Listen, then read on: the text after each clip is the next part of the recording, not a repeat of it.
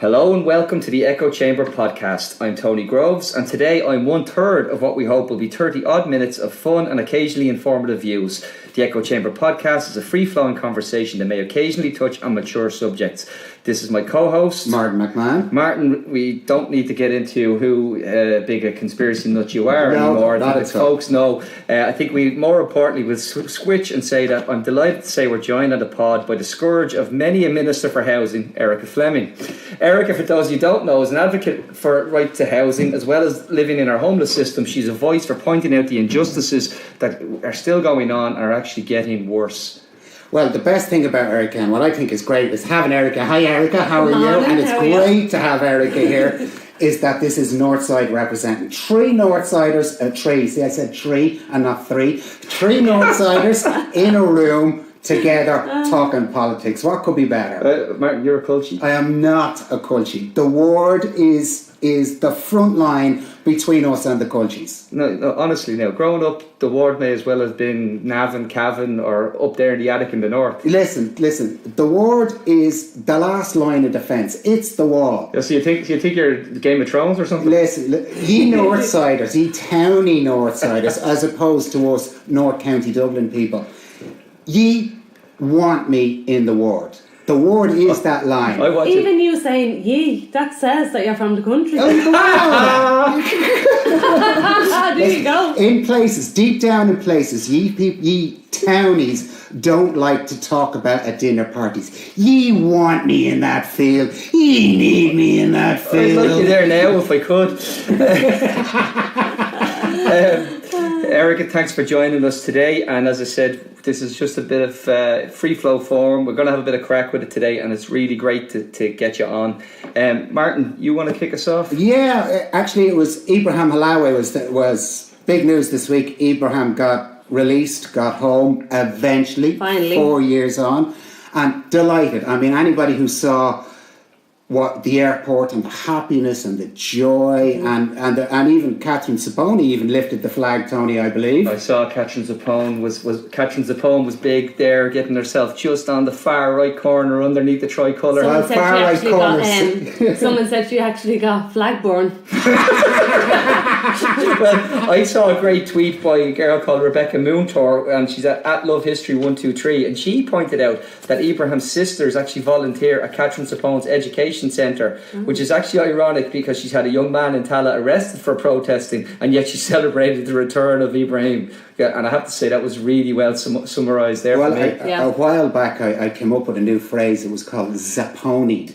And what Zapponied means is that your political persuasions can be changed to suit whatever you want. Yeah, well, I agree. Definitely. There's been I think that might not just be just to Catherine though. Let's be fair. She's good at it. She's really good at it. But what really got me was the abuse that Abraham got. I mean, on Twitter, on Facebook. I mean, I steered clear of Facebook because it was awful. You saw some of the tweets yourself, Erica, didn't you? I did indeed. One tweet that kind of jumped out at me was, good old Bill Tormey. Yeah, what did he say? There is a difference between being Irish and being an Irish citizen. Now that was echoed a lot, Tony. What ones did you see come up on it? Oh, well, I mean, we can go through the old suspects. Mark Humphries with his immediately saying what he thought on day one. Demanding that this young man that spent 4 years in prison, who's committed no crime either here or there, that he fill out this list of demands that Mark Humphries had. Yeah, but what was more concerning about that was the actual fact that, and I want to go back to this now because in Charlottesville, what happened when the white supremacists marched, those white supremacists all walked and they were all seen and they were all identified, and when they went back to work on Monday morning, they lost their jobs and they got in trouble with their universities or colleges that they were with. In Ireland, you go online, you put your name to a racist comment, you do all of this, and there's no repercussions. Everybody just says, sure, that's just who we are. And we actually wonder why people say there's no far right in Ireland. And the point was made on Twitter very succinctly, I think, by Paul Reynolds this week, the photographer. He said the reason there is no far right is because they're all at home in the centre right parties. That's completely it. Now, a few of the tweets that I saw a fella called Ger Hanley at Glenfield Man, and he was replying to Colin O'Gorman. And he said, do you agree with his and his family's attitude to LGTB? No, obviously not, so I give this shit-stained support. Another well-known racist account on Twitter, @IrelandFirst, says Ibrahim Alawi is not Irish. And then we finish up with this guy called Pat McGuinness, @McGannalis. I see Ben Laden, oops, sorry, Halawi is back to plot, sorry, to live. Or is he? And this is in-your-face racism that's going on in Ireland, and nobody pays any heed to it whatsoever. How much more Irish could you be? You're born in the Coombe in 1995. Yeah. You're reared in Ireland, and you go on a holiday to Egypt, and you're arrested. So, I mean, that could be you or I that go away on a holiday and get caught up in protests. Erica, teenagers go and protest all over the world, and they're entitled to. And I'm absolutely horrified of the mentality like that this guy got 4 years for doing something that anywhere else would have been considered. And let's be honest, there was a huge issue here that because he was brown, there wasn't enough agitation. There wasn't enough people worked up. The amount of justification for what was he doing there in the first place? Yeah. If he'd been a son of Donnybrook or Fox Rock, I should say, or somewhere like that, there certainly wouldn't have been that. And teenagers, that's what he was. Yeah. He's just a teenager. Mm-hmm. And like he's come back now, and to his eternal credit, the first thing he done was spoke about getting his life back, getting back to college, and helping out with homelessness. He actually brought up, which I thought. Was really nice to see. Well, you know, the times have changed. There's a lot of people there on Twitter, and they're talking about real Irish people. There is no such thing as a real Irish people. We're a mongrel race. Everybody has invaded us. Our blood there's no Irish blood in this country. You are made up of something else. But there's no culture. Like there is people talking about an ethno state, which is hilarious because ridiculous. People with surnames that are actually French in origin are giving out Irish ethno state all the time. Well, that leads me into this wolf whistles being thrown about. This is all alt-right dog whistles. And they say it's not racist, we're not being racist, but they are being racist. But what's feeding into this too is comments like latte socialists. Now, we had some great tweets. Once Leo came out and it started deriding latte socialists. Now, that phrase originally comes from the Tea Party in America. I mean, it's a hard right Republican stance. When Obama, back in 2000, I think it was 2004, Obama was greeting troops and he had a latte in his hand, and he was called latte liberal. Now, that gives Leo a problem because Leo likes to pretend he's liberal, but as we know, he that's all just for show. So he'd rather say latte socialist than latte liberal. Yeah, and there was some great tweets on it. I saw Marion Keyes tweeting on it, and she said, Marion Keyes said, "I'm a latte socialist, and I'll be donating." But that was for the Irish inner city helping homeless, and fair play to her. But we do love Marion. If she wasn't married, I'd make a move on her. Honestly, God, I would. You would make a move anyway. I'm glad my wife isn't here.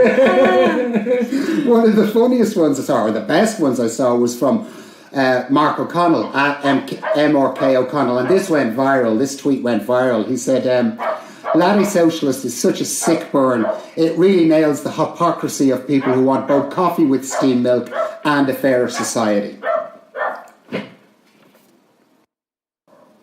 Another tweet we got was from Barbara at RealBG, and she said, "Leo thinks latte is too exotic for socialist paupers." And yeah, but that's not really the point Leo was making. Leo was making the point that you're a latte socialist means you're drinking expensive lattes and you're giving out about his government, and that's more his point. Orla Breslin at Casey Explosion, Orla said, 5 million worth of spin doctors to come up with a latte socialist. This is trying to be Ireland's first mem Taoiseach. One soundbite at a time. Now I say mem. I say mem. I say mem. What do you say? Mem. Mem. I say mem. What do you say? I say meme. Although you're not a proper North Sider. Yeah, it's just the culture. I saw someone else call it Mimi, and that's better again. Yeah, my daughter calls it Mimi, and I keep saying no, it's not Mimi. So some people would call it a meme, would they not? A meme? I don't know. I'm there was- just trying to throw it out You're there. too long in Trinity. That's the problem. You're too long in Trinity. You're listening to them all with their Yankee accents. I saw a great tweet on it where someone said on the repeal side, just got a death threat for my pro-choice style, but my uncle called it a meme, a meme, which swings and roundabouts. Well, you see, all this Latte socialist, this ties into privilege and the privileged set, and they think that the socialist dirty Marxists is what they're really going on. And that brings us around to what happened with the sentencing with Humphries this week. Yeah. Outrageous. What I saw you, Erica, you had quite a bit to say about this. And I really did. Like watching the Tonight Show on TV3 during the night, I was outraged. I was so angry that I couldn't help but tweet. I went to bed in bad form. I woke up yesterday morning in bad form. I'm looking at my daughter that's 11 and I'm thinking, Jesus Christ, imagine someone done that to her and got 2.5 year sentence. Groomed her.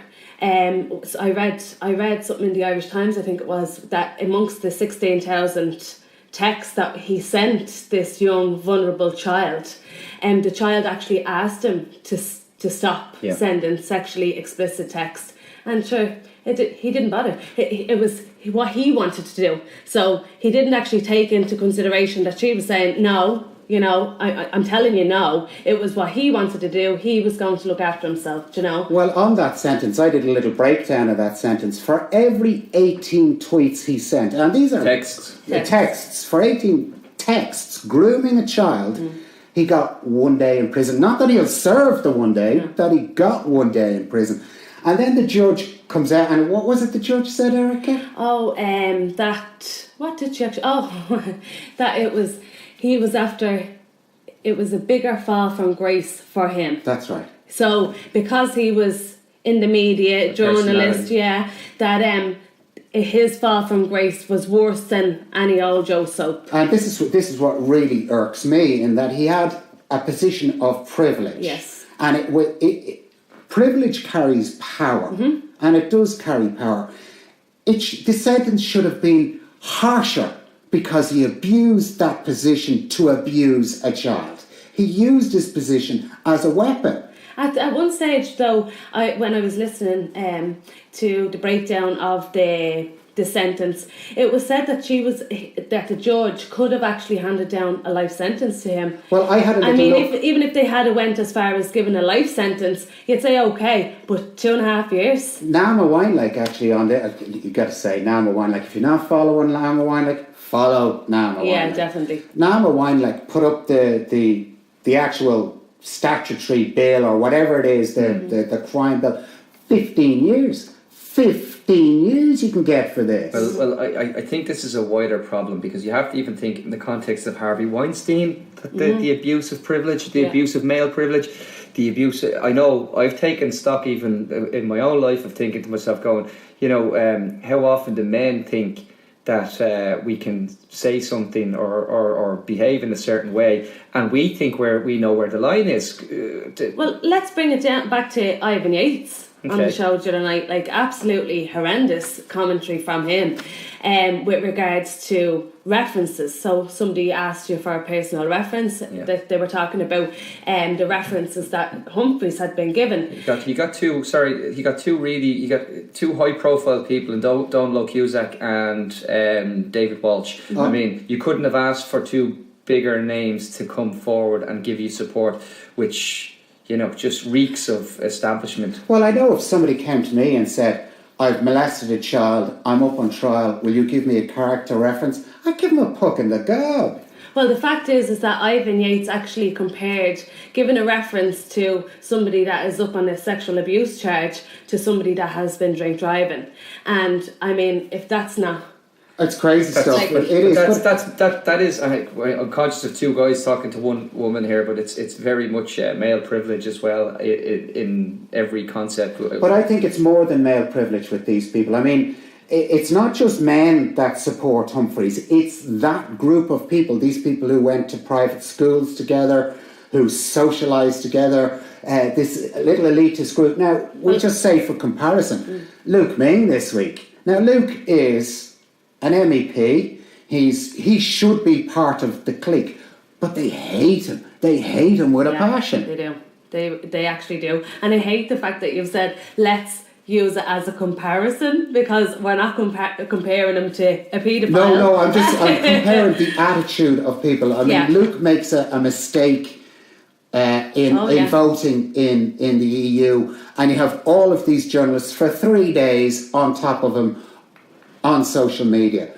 And then many of the same publications, I mean, the Irish Times had to take down what they put up about Humphries. It was so outrageous. They did an entire piece where they didn't mention the fact that the crime, like they literally talked about every aspect of everything except for what the crime that Tom Humphries was guilty of. I mean, that man's family done a very honourable thing by reporting him. That would have been absolutely harrowing, you know, with your father, with your husband. It took great courage. Courage, that's the word. It took great courage to go and report their family member, and then I'm sure they were sitting there going, 2.5 years after we have essentially broken down our family, you know, to do the greater good here. The daughter found those text messages, and she was the one who took that forward. I mean, and even that has to be horrific for her. That has to be traumatising for her. Her friend, you know, and this is where I keep coming back to this: stop wolf whistling for the elite. Stop wolf whistling that there is a separation in society. We all live in society together. This country is based on 2 tiers, and there's 2 tiers everywhere. And Humphries' sentence proves that the judicial system is as 2-tiered as the health system. And Leo Varadkar and those in power that say things like Latte socialists or sinister fringes, they are fueling a them and us where it's okay to do these things to lesser people. Because they're part of the golden circle. Yeah. And I've said it many times over the last couple of days, they are all part of this golden circle, that they are not held accountable, you know, not the same as you or I would. Accountability is a strange word in this country. It doesn't really apply. It actually means, at a certain level of society, it means make an apology or face Pascal the Admonisher, you know, and go in and get told off, and then get told, you know, that the matter then, we'll hope it drifts out of papers in the next few days. But really, all Pascal did was kick the can down the road. Am I right here, Yeah, Tom? he's kicked it into Christmas at the earliest. Well, April is the deadline, isn't it? Yeah, but like if you look at what's actually happening, we're going to I want to just go back very quickly to Luke Ming Flanagan for 1 second. One thing that happened with Luke Ming Flanagan, which was very interesting, was when they turned on him. The question that was put to him was addressed to why did you vote the same way as Nigel Farage and Marine Le Pen? So the connotation there was you're voting with the far right or the hard right or the racists and Islamophobes. There's an old story about Lyndon B. Johnson when before he was president, he was running for the Senate, he was running for Congress, and he was actually going to lose to a rival, and he was getting really pissed off. So he said to one of his PR spin masters, he said, I want you to leak a story that my rival fucked a pig. Oh, I remember this. Yeah, go ahead. And he said, Lyndon, Jesus, Lyndon, we can't do that. It's not true. And Lyndon said, I know it's not true, but I want to see the fucker deny it. Yeah. And the whole idea was that if you can slur someone and put them in that category, that's what you've done. It sticks. Sure, I know all about that myself. Yeah. You've had a lot of that. I mean, I've seen this on Twitter. I've actually jumped in a couple of times where people are giving you awful grief on Twitter. Yeah, but that's okay. I just ignore anything like that because, you know, they say if you're defending or you're explaining, you're losing. Yeah. So I don't, because I'm never going to change that person's mind. Well, actually, they're going to believe what they want to believe. I think Luke's mistake in this was that he tried to be nice in his reply.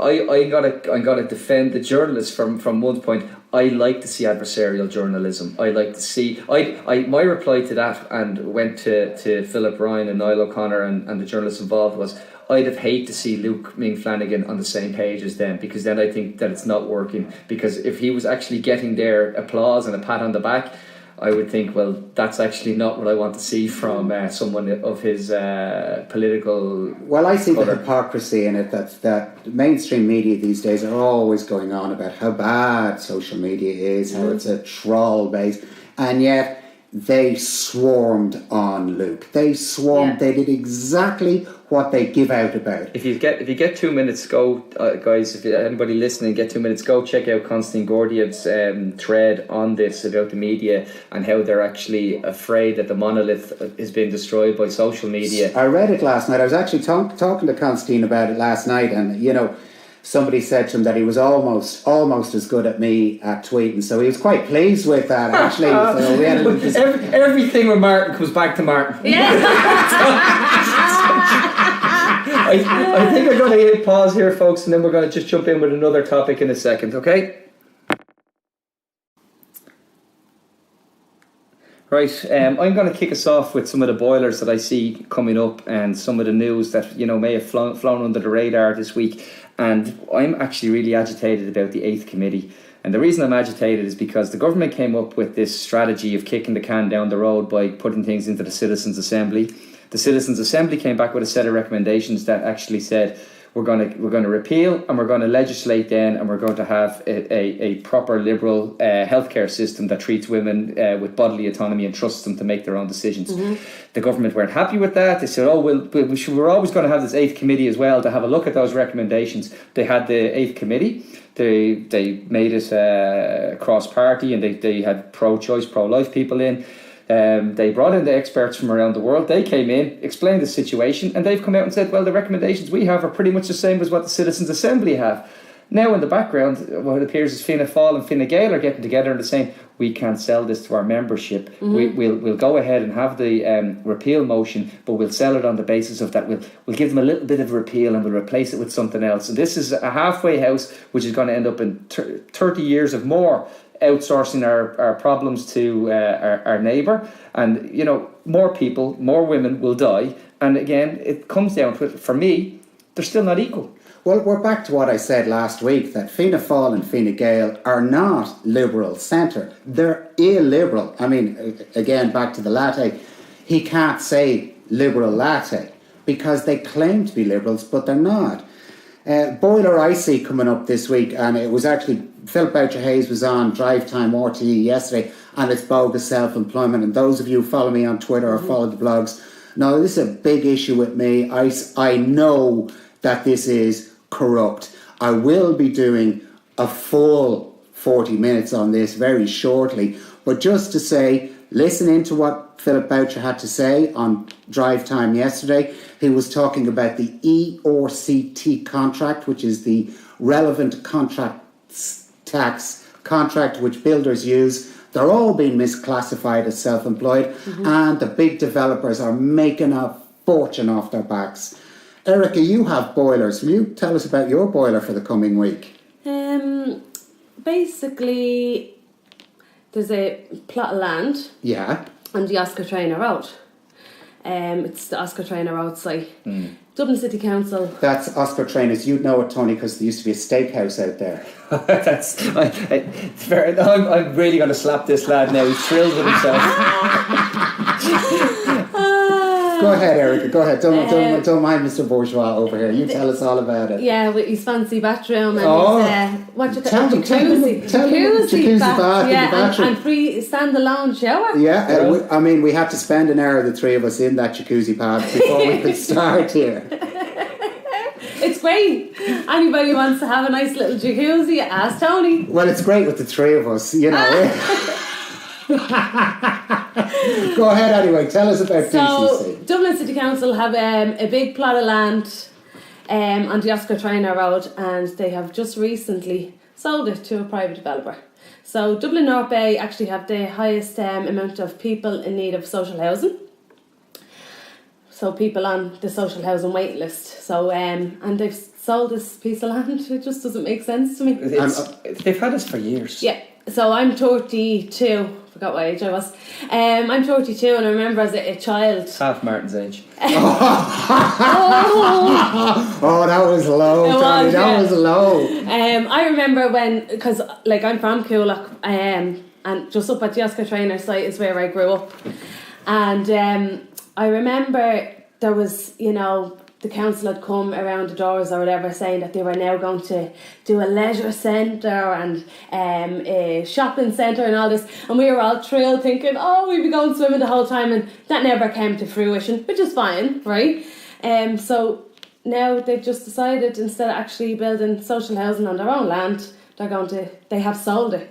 It's gone. It's gone. Yeah, it's gone. And this goes back. I know we're talking about this as a boiler, but this is just systemic, Erica. At this stage, like 2 years ago, I was talking about this, and last year I was actually speaking in the Dáil, to the housing committee. Yeah. And I mentioned that site, so I have been bringing it to their attention constantly to try and get them to do something about it to stop the sale of their own land, but it's after going ahead. I don't know how you would stop that now from happening. The big problem, as I say it, is the likes of even Lorcan Sir and the guys who are another thorn in the side of the Department of Housing. Mm-hmm. They'll point out that the state can build a family home for 180,000. That's right. And they'll show those statistics, and they'll put them on the table, and yet we're going to buy these off private developers. No, so first of all, let me say, if we can build a house for 180,000, why did we build 22 modular houses for 198,000? Yeah, was it? Or no, was it? I think it was 243,000. Was it? 2 kilometres from where we're sitting now, and they exactly. are those houses, those flat pack houses, which actually, by the way, I think are quite nice. I think they're I'm not going to demean the houses, no. But what about that for as we can't do anything right without getting it wrong. No, you're not getting this here. What you're not getting here is they don't want to build anything that's permanent. No. Because that adds to the housing stock that then reduces prices. Mm-hmm. They don't want this. Fine Gael will do anything but build houses. That's exactly how I feel, Martin, at this point in time. I mean, you know, we've said a couple of times here on today in this interview that they're kicking the can down the road, but they really are, like. And for all the time they say, well, the private market can sustain, you know. Well, I saw you recently. It's a lie. They can't. Well, where we're coming back to on this was the simple fact that this week Leo Varadkar said that our homelessness problem is not high in comparison to other countries. Now, I have to tell you on the record that there is always going to be a certain level of homelessness. Mm-hmm. At the peak of the Celtic Tiger, back when we were in the boom, we had 1,500 people who were homeless, mostly men who had different issues and were in wet houses or they were in certain, overnight accommodation. Now property prices are back at peak boom prices, mm-hmm. where our housing market is as dysfunctional as it was at the top of the Tiger, and yet our homelessness has gone up 5 times. So no, Leo, it's not low. It's not low just because it's higher in some other bloody third world country that skews his graphics. It's not. It's actually it's unconscionable. And for us to actually say that to say that you think it's low just speaks of an ideology that I do think, and I know I don't like to go on about too much about Martin's far right and his wolf whistles and dog whistles, mm-hmm. but what he's done by saying that is trying to normalise homelessness. But I don't think people understand that him giving that spiel, there is a certain amount of people out there that will listen to that and will accept what he says as gospel, and it's a blatant lie. When there's over 3,000 children in emergency accommodation, how can we as a society say that that's okay? That is not okay. They are our next generation. Yeah, but as a society, Ireland has never, ever given a shit about children. Never. And and let's be honest about this, an awful lot of people who are now homeless mm-hmm. are women with children. In fact, children are the biggest group of homeless people in this country. And I took real issue with Ivan Yates when he was talking about it on TV3. And he's going on like it's just men with problems. It's not. 4-year-olds don't have drug problems. Yeah. 4-year-olds don't have alcohol problems. And people like Yates perpetrate the lie again and again and again. I saw you school one of our favourite people on Twitter. Saw you school him on the TV recently, Mr. Noel Rock. Rock the block. Yeah, well, I mean, we put up a poll. You remember the poll, Tony? We put up a poll this week. Which one of the three of us is not blocked? Who isn't blocked? Because I don't know. Tony's not blocked. I have to say, it is. I was accused this week of being a closet Fianna Fáiler, and I had to put them straight and say, no. The skeletons in my closet wear blue shirts. Love. Yeah, well, you got accused of a few things this week on Twitter. Yeah, Mr. Sexist over here. Tony got accused of a few things on Twitter. Listen, I'm probably guilty of everything. I probably are. Well, like we've seen your jacuzzi bath. You are guilty by virtue of jacuzzi bath. Yeah. We've two battles to fight with homelessness now, and Leo laid it out. First of all, we have to convince people there is no acceptable level. No. And secondly, it is not inevitable that you have homeless people. It's simply not. But the figures, what is inevitable is the figures are going to increase if the government doesn't get a handle on the rent control, first of all, because rents are crazy out there. And second of all, they need to build social housing. I'm not saying that they need to build entire areas where it's just social housing. I get the whole mixed tenure thing. I don't get the mixed whole because many people in this country grew up in purely social housing, estates that were social housing. And I've had this argument a few times with people. The vast majority of it worked well, did exactly what it was meant to do. Yeah. Martin, I grew up in Ballymun, and there was social deprivation, and there was drug problems, and jacuzzi bath aside. You've come a long way. I do remember that. But I also love Ballymun to this day. Yeah. It's in my bones, so I do like to see mixed tenure. I do like to see. I think the country's changing. I think we're seeing, especially in Dublin, we're seeing, the new Irish, if you want to call them that, or the people who are second generation, whose parents are from Eastern Europe or from or South Africa or different parts of the world. It's England, as far away as England. but what we want to see is actually. A strategy, but it's not going to come from this government. It's clearly not. They had an opportunity in the budget. They didn't. It didn't come from the not last just one government either. budget. No. and the big problem Erica you touched on is that they're just going to swap Fianna Fáil for Fine Gael, and we'll just be in the same mess. So I suppose the onus is really on. I keep going back to it. The opposition aren't doing a good enough job getting their message across that this needs to change, and the only way it changes is if people actually give. It's a minority government. It's weak. Why aren't they getting kicked? Yeah. Well, to me, what's going to happen is Fine Gael are now the master and Fianna Fáil are the gimp, and they're just going to swap these masks after the next election, and Fine Gael is going to be the gimp and Fianna Fáil is going to be the master, and the opposition isn't making hay on any of this.